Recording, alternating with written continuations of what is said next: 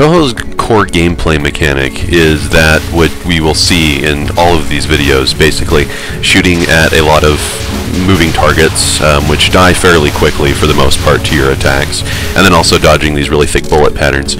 And while the difficulty of Touhou and the density of the bullet patterns that you're supposed to dodge in Touhou, those two things are the gameplay mechanics that make the game notable. But the gameplay is really not what got this series to be what it is. It's really not. There's a lot more to it than just this. You see pretty symmetrical patterns of multicolored bullets, stimulating the corpus cavernosa of your brainstem. Here's our mid-boss. She'll come back later. The real thing that I'd like to talk about during this video is not so much the gameplay, but one of the things that actually differentiates itself quite heavily between the standard canonical Touhou media and then the fan works, and that's the music. And I want to bring that up here. Look, I'm weaving all over the place there.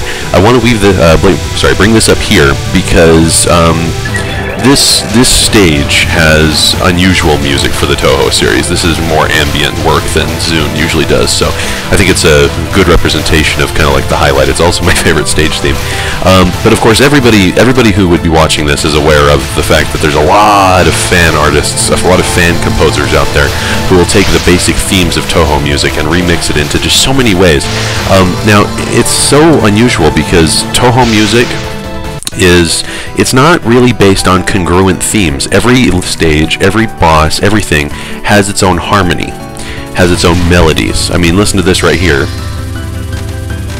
Got kind of a melancholy piano tune going on in the background there, and it's really very different from some of the more heavily commercialized games, like something I would like to call like the Final Fantasy series of video games, composed by he'll forgive me if I'm mispronouncing his name, Nobuo Uematsu, I think.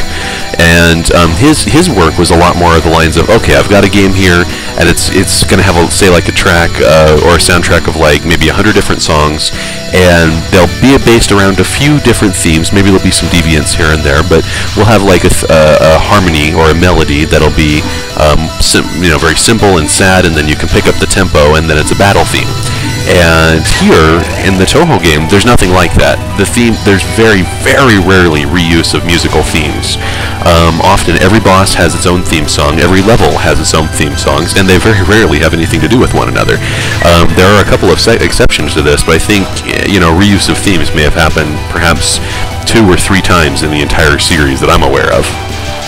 And this brings an interesting aspect to the fan media of Touhou, because this allows just numerous, voluminous quantities of doujinshi composers to take these themes, and one group will make it into a really hardcore battle rock group theme, and then another one will make it into a sad, melancholy love song. And all those things are nice in and of themselves, and they fill up our MP3 players pretty well.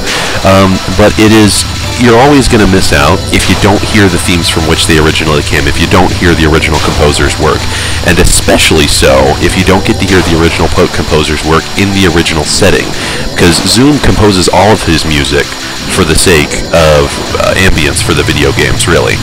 And see, here we are. Stage 2 boss down.